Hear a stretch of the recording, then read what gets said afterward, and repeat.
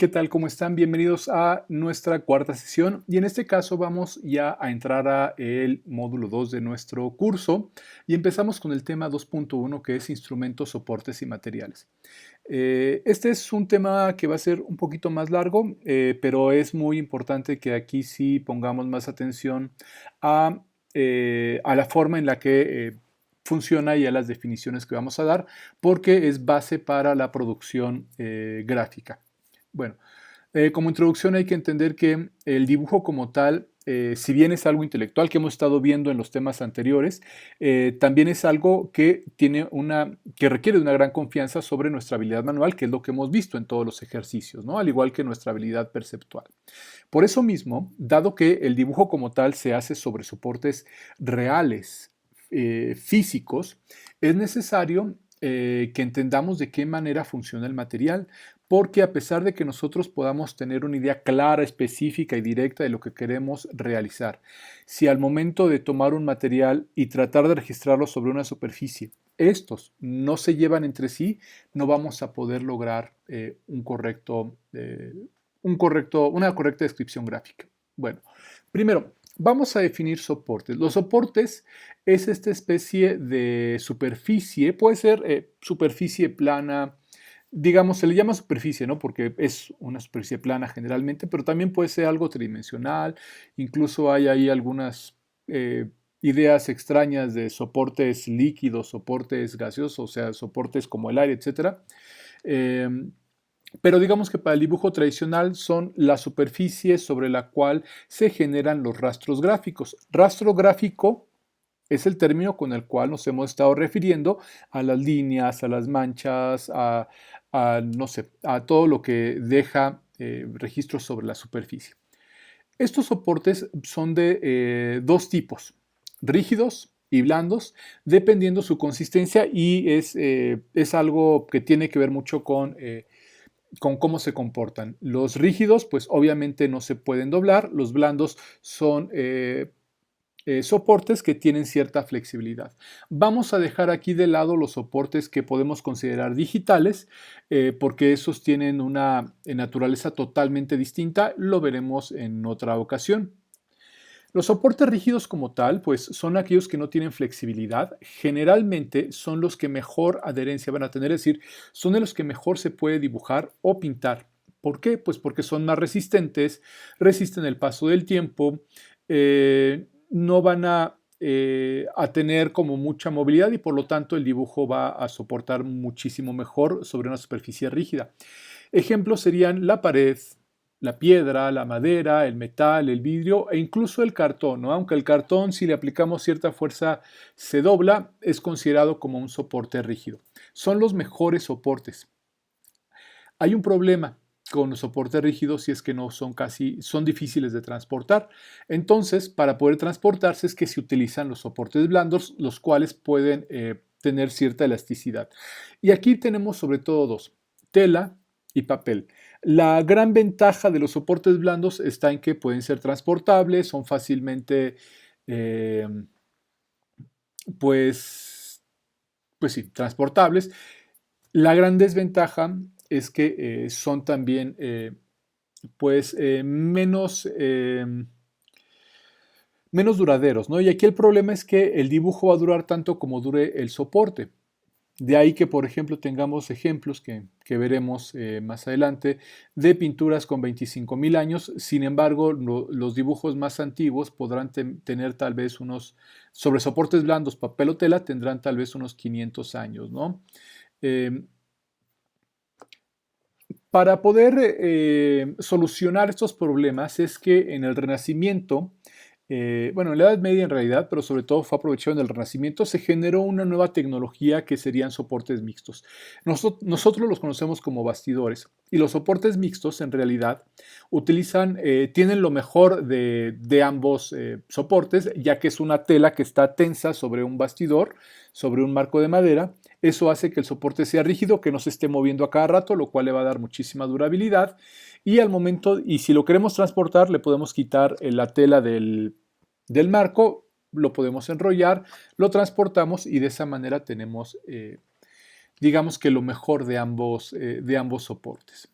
Ahora, En el caso del papel, vamos, que es lo que nosotros vamos a trabajar, podemos dividirlo o definirlo en tres grandes partes dependiendo su utilidad, que serían papeles para dibujo, papeles para escritorio y papeles para embalaje.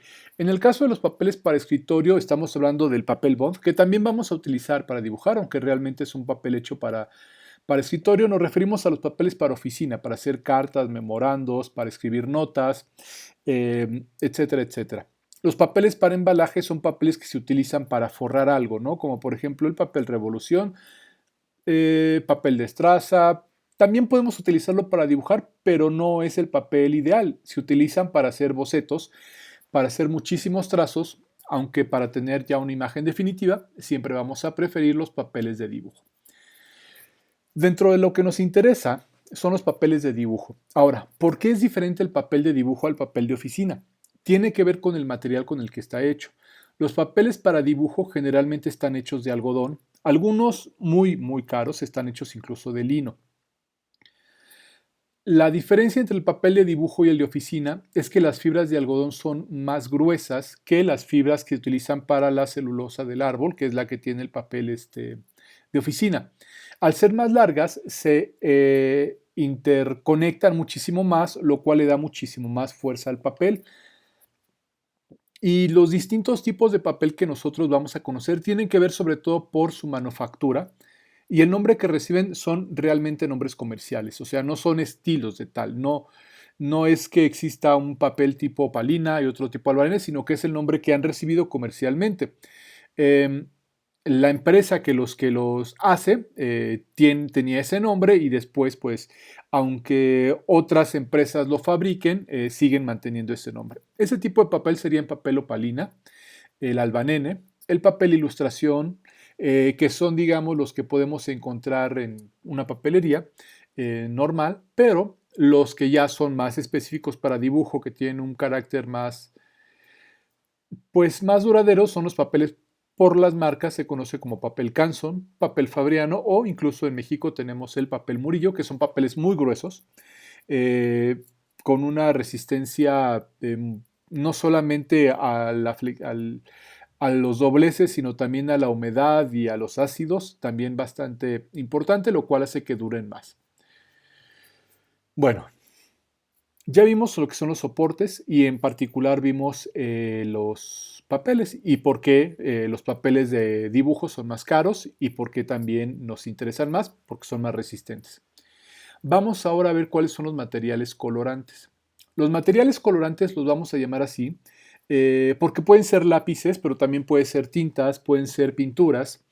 Y todos los materiales colorantes van a tener siempre una lógica de tres elementos básicos. Obviamente que pueden ser muchísimos elementos químicos los que constituyen un lápiz, una acuarela, una tinta, pero básicamente los podemos dividir en tres, que son los que nos interesan.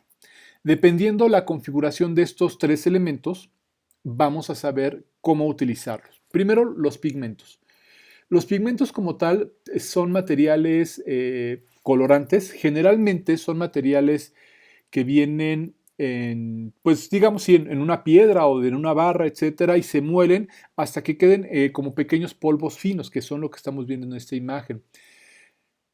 No todos los pigmentos en sí se extraen, digamos, de polvos. Hay algunos materiales colorantes que por naturaleza son líquidos, sobre todo las tintas, ¿no? Las tintas del calamar, las tintas que se extraen de de algunos animales o de algunas reacciones químicas, pero generalmente también estas como que se secan, se evaporan hasta que queden en una consistencia pues tierrosa y de polvo, lo cual permite que se puedan mezclar con muchísimos medios. Ahora, los pigmentos los vamos a dividir en tres: pigmentos naturales, pigmentos minerales y pigmentos sintéticos. Los pigmentos naturales son los que se extraen de organismos o de sistemas orgánicos, como podrían ser plantas o animales. Ejemplos de esto sería la chía, no, perdón, la chía, no, perdón, el achiote. El achiote, que es con lo que nosotros en México le damos color a algunos guisados. También el añil, que es una planta también mexicana, que genera tonos purpúreos. pero también podrían ser la grana cochinilla, que es un animalito de un tono rojo, que es en este caso la que estamos viendo del lado derecho. Del lado izquierdo vemos el achiote. Estos son elementos que al momento de molerse generan tinturas y pigmentos muy intensos. Ah, la gran ventaja sobre todo de esto tiene que ver con su fácil producción hasta cierto punto, con su, digamos, que son muy económicos, que no son tóxicos también, la mayoría de ellos no son tóxicos. El gran problema es que muchos de ellos, como por ejemplo las anilinas, este, son poco duraderos, ¿no? Incluso por ahí hay algunas flores que se muelen para hacer pigmentos y duran bastante bien un par de años, a veces más, pero con el paso del tiempo se diluyen. Para, digamos que para solucionar esto, se utilizan pigmentos minerales, que son pigmentos que tienen muchísimo más duración. Los pigmentos minerales se extraen de piedras, literalmente, o de minerales en la tierra, o también de reacciones químicas, como por ejemplo los óxidos. Y de ahí, por ejemplo, tenemos al óxido ferroso, que es un color rojo, que se extrae pues, del óxido que se da en los metales, el óxido de cobre, que tiene un tono verde, pero también, por ejemplo, el blanco de zinc, que es la tiza, es una piedra blanca que genera rayas blancas. El carbón también, la materia carbonizada o el carbón mineral también genera tonos oscuros. Y otros, ¿no? Como por ejemplo podría ser el manganeso, podría ser las distintas variaciones del cromo, etcétera, etcétera. Estos van a ser muchísimo más duraderos, pero también son más caros, ¿no? Incluso por ahí el azul lapislázuli en realidad es más caro a veces por peso que lo que sería el oro, el verdadero. Bueno, al ser tan caros, se utilizaron solamente en pinturas o en imágenes que eh, eran mandadas a hacer por reyes o por emperadores, etcétera, ¿no? Actualmente, afortunadamente, gracias a los avances de la química, se tiene una gran gama de pigmentos que son los pigmentos sintéticos. La mayoría de los pigmentos que ustedes van a utilizar en sus materiales son sintéticos, que son muy económicos, tienen gran durabilidad y en realidad lo que se hace es que se utilizan derivados del petróleo o de algunos otros elementos químicos para poder generar pues los tonos adecuados, ¿no? Pero por eso es que ustedes pueden comprar en una papelería, no sé, amarillo de cobalto, a pesar de que, de que el cobalto en sí es radioactivo, no les están dando cobalto como tal, no les están dando un pigmento sintético derivado del petróleo que es muy similar al amarillo de cobalto. Bueno, ese es lo segundo, ya vimos pigmentos. Ahora, los medios. Los medios como tal es lo que va a aglutinar, es decir, es lo que le va a dar cuerpo. Nosotros no podemos pintar con el polvito directamente sobre la superficie, necesitamos que esté o en una barra, como sería el lápiz, o líquido, como sería una pintura. El medio, como tal, es lo que va a darle consistencia. Algunos medios son más líquidos,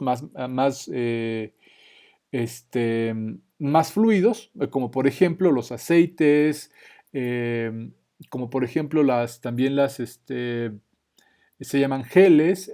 Otros van a ser menos fluidos, como por ejemplo algunas arcillas, que es con lo que se hacen los lápices, etcétera, etcétera. Y vamos a tener dos tipos de medios. Primero, medios magros. Se le llaman medios magros a aquellos que son solubles al agua. No es que estén aglutinados con agua, es decir, no es que sea el polvo, le echemos agua y ya es un medio magro, no, sino que es un medio que se hace con distintos elementos químicos, los cuales si ustedes le echan agua se diluyen. Estos elementos van a ser la acuarela, por ejemplo, el acrílico, el wash, el temple magro, los colores secos, eh, los pasteles secos, los gises secos y el carbón.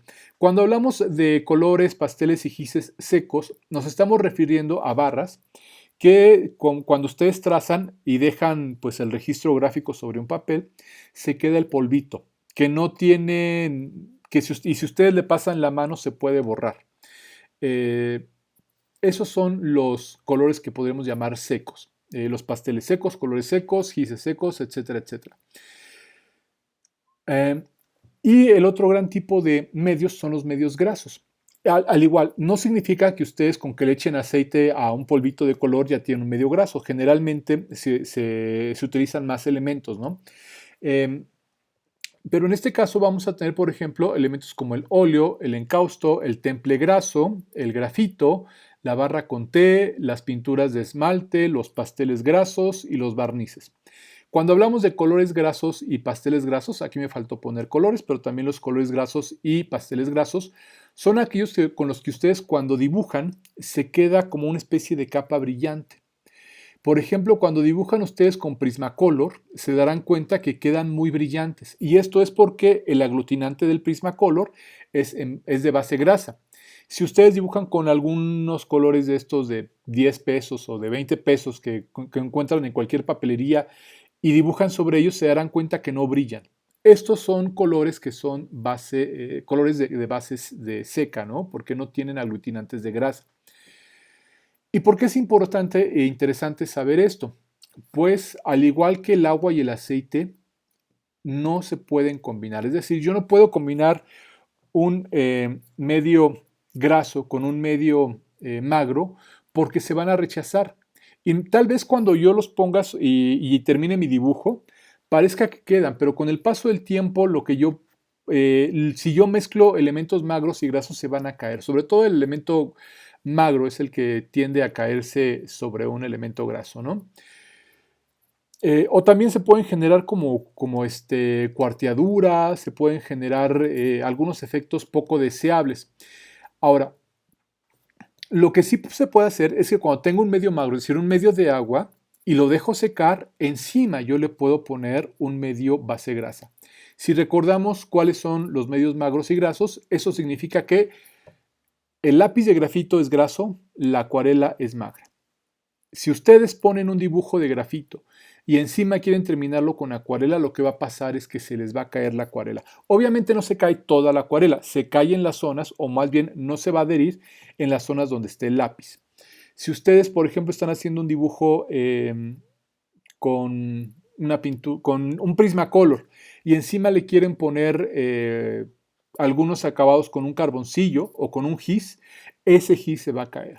Pero lo que sí se puede hacer es que si ustedes tienen, por ejemplo, algo con tinta china, que es un medio magro, y encima lo quieren terminar con lápiz, sí se va a, sí va a soportar el paso del tiempo. O también si, por ejemplo, empiezan algo con acuarela y lo terminan con Prismacolor, también eso va a funcionar. Esta tablita es muy importante. Esta sí les voy a pedir que por favor la anoten, que se tomen unos minutos, pónganle pausa al video para que la anoten. Esta es la forma en la que nosotros vamos a poder generar cualquier imagen. Medios magros sobre magros sí los podemos utilizar, es decir, acuarela sobre tinta china, acrílico sobre acuarela, gis sobre carboncillo, sí se puede hacer. Medios grasos sobre medios grasos sí se pueden realizar. Óleo sobre Prismacolor o Prismacolor sobre grafito, sí lo podemos realizar. Medios magros sobre medios grasos no los vamos a poder realizar. Es decir, no vamos a poder generar, como lo estábamos viendo, por ejemplo, acuarela sobre Prismacolor. No se va a poder realizar. Y lo que también les comentaba, medio graso sobre medio magro, sí se puede realizar siempre y cuando el medio magro ya esté seco. Si yo hago un dibujo con tinta china y acuarela y no espero a que seque y encima le quiero poner Prismacolor, no lo voy a poder lograr. Tengo que esperar a que seque y después voy a poder utilizar el Prismacolor. ¿Por qué? Esto se da porque los medios grasos secan por evaporación. Los medios magros, acuarela, tinta china, van a secar por evaporación, entonces en cuanto se va el agua, quedan secos. Mientras que los medios grasos como tal no secan, sino que se oxidan. Por eso cuando, por ejemplo, se les cae una gotita de aceite en la cocina y por algún descuido no la limpian en mucho tiempo, cuando la quieren limpiar es como si fuera una pequeña capita vítrea. Eso es porque se oxida. Aquí el problema es que para que se oxide tienen que pasar muchísimos años. En realidad un medio graso como tal podría oxidarse y secarse prácticamente con el paso de 2 o 3 mil años. Desafortunadamente, pues nosotros no podemos esperar a que seque 3000 años un dibujo para encima terminarlo, ¿no? Por eso es que no se pueden mezclar. Ahora, lo que sí es que hay algunos elementos químicos que nos sirven para poder combinarlos, no mezclarlos, sino combinarlos. Si se acuerdan de sus clases de química, aquí es en donde tenemos como esos fenómenos de los coloides, suspensiones coloides que se dan mediante emulsiones, en los cuales las partículas grasas están suspendidas sobre las partículas magras, y eso permite que podamos combinar ambos elementos. Obviamente no puedo combinar un vaso de agua con un vaso de aceite. Es un vaso de agua con una gotita de aceite utilizando una emulsión, lo cual va a permitir que se puedan mezclar. Y de esa forma es que ustedes podrían, por ejemplo, utilizar un dibujo en el cual tengan acuarela y después le quieran poner algunos pequeños trazos con tal vez con un Prismacolor, ¿no? Mediante una emulsión. Y bueno, espero que este tema les sea de ayuda. Es un tema largo como tal, con muchos detalles, pero es muy importante porque en base a esto es como vamos nosotros a poder generar dibujos que tengan gran calidad en no solamente en su trazo y en su forma, sino también en su confección. Eh, bueno, de forma muy rápida, eh, la mejor manera de tener una buena técnica de dibujo, ya sea profesional o artística, es tener una gran habilidad para que puedan expresar sus ideas activa y creativamente y que trasciendan con el tiempo y evidentemente utilizar los materiales adecuados para que podamos lograr esto. Y bueno, pues hasta aquí nuestro tema. Espero que les haya servido y nos vemos en la siguiente sesión.